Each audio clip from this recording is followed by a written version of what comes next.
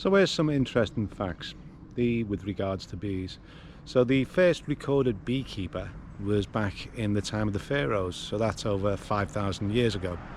You've had bees or honey that was used by the Roman army in wounds, to seal wounds, to make sure that they didn't get infected. If you ever look at the Equalizer with Daniel Washington, he uses a bit of honey to seal off one of his wounds.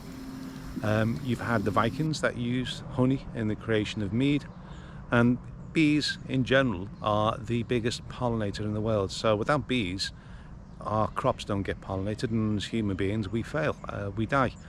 There's a survey that's being done, and I don't know how factual it is, it could be one of these misleading ones, where they reckon that the rate of decline of the bee population at the moment will result in all bees being exterminated or gone from the planet within 200 years. So which means if they're gone within 200 years, then we're gone. So it's an interesting thought. But I get asked lots of times about the question about the cost of removing bees, and oh my god, it costs that much, X, Y and Z.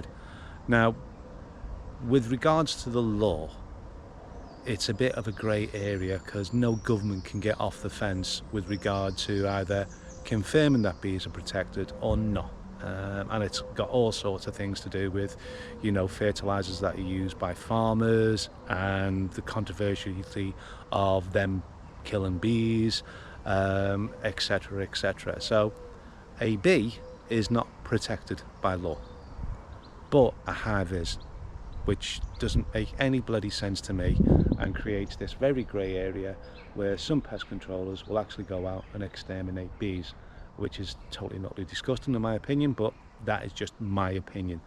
So with regards to how much does it cost, I'd just like to give you an example here. So if I just turn around there and point the camera at that scaffold, so that scaffold there is not being erected by our normal scaffolders. We normally use Optimum scaffold. So this one's been commissioned by the actual client themselves.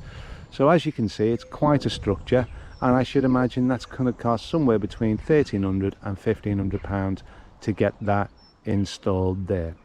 Now, yesterday I was up on the top of that ladder for just over 8 hours in a bee suit, which adds on an extra 7mm all the way around my body, in temperatures in excess of 25 degrees.